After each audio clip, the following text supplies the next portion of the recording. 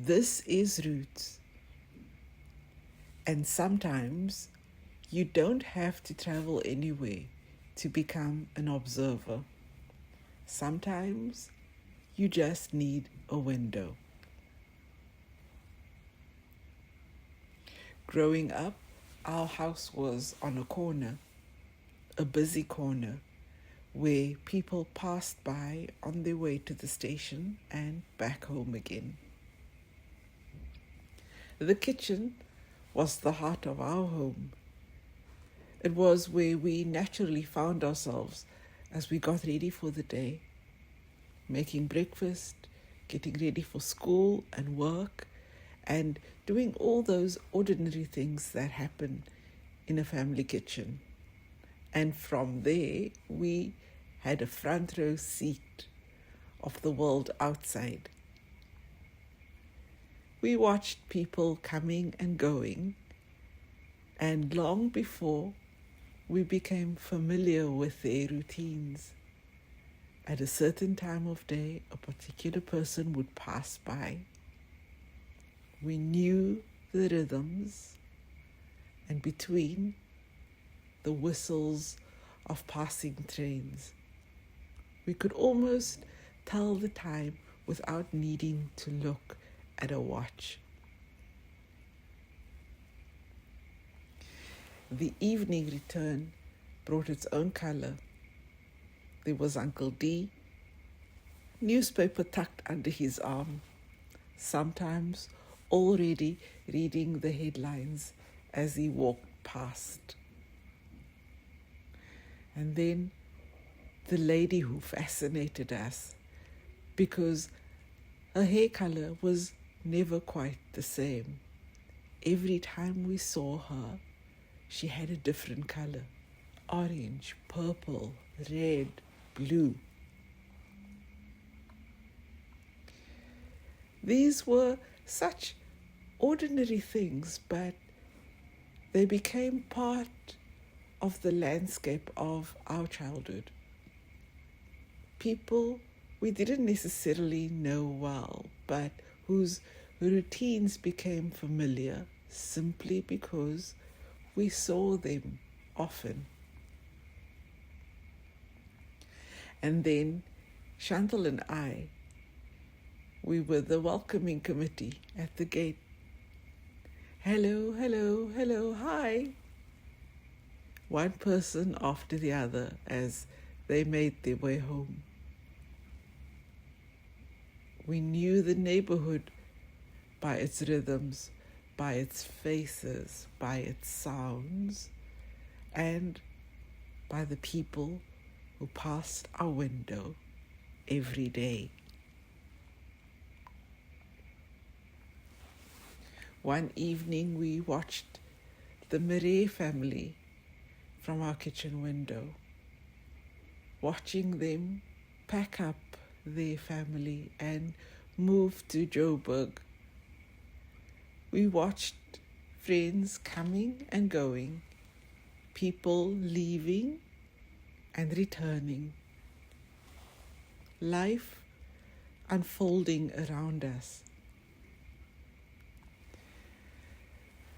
I sometimes wonder how many people, out of curiosity, would subtly move the corner of a curtain just to peek outside without being noticed.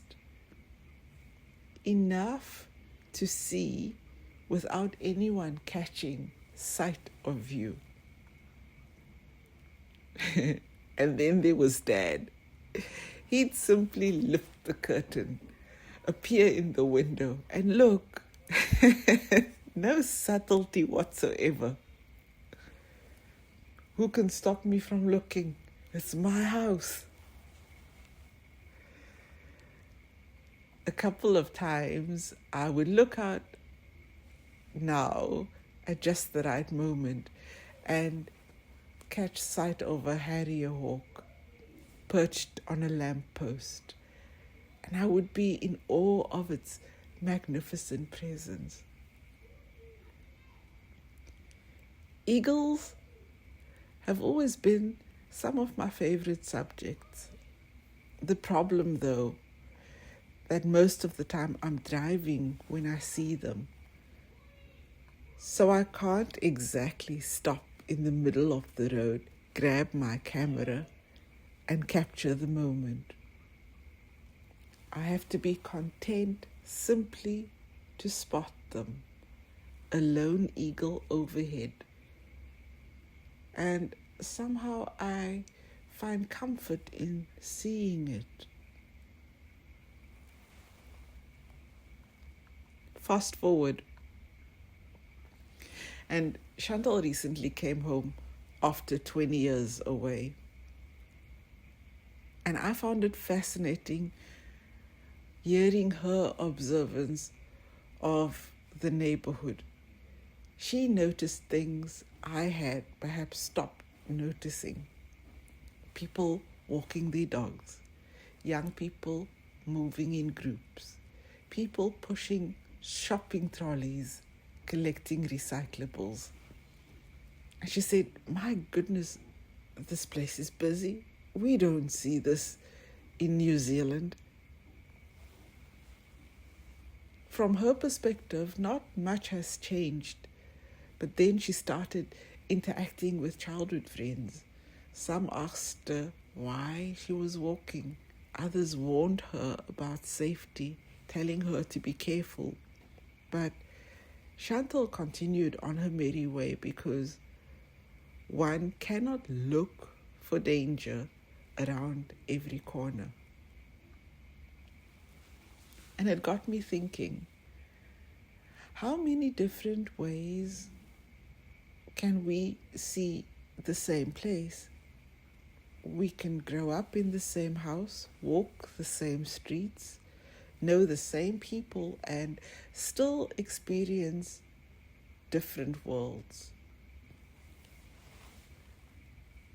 It reminded me of something Joy said when she was at creche. She asked me, "Mom, why are there no peach people?" It was such an innocent question. She was simply trying to understand the world she was seeing. And perhaps that's what we all do. We look at the world through whatever lens we happen to have.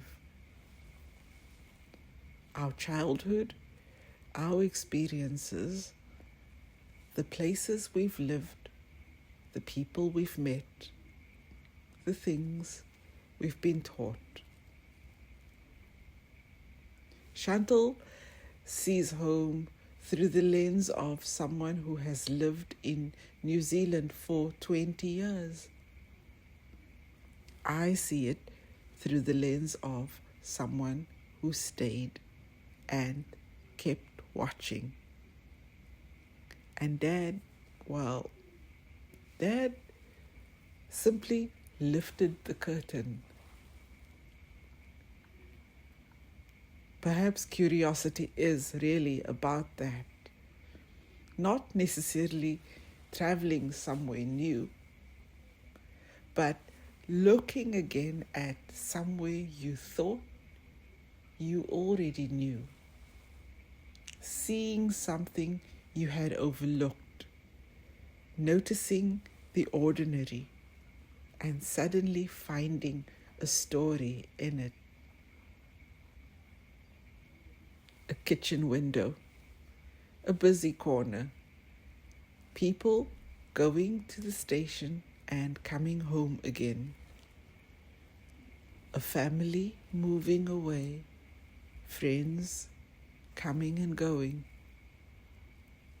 a newspaper under an uncle's arm, a woman whose hair was never quite the same color, a hawk on a lamppost, an eagle overhead, a sister returning after 20 years, a little girl asking an unexpected question. Different people, different lenses, the same world. And perhaps that's where the journey begins. not with wanderlust, but with wonder.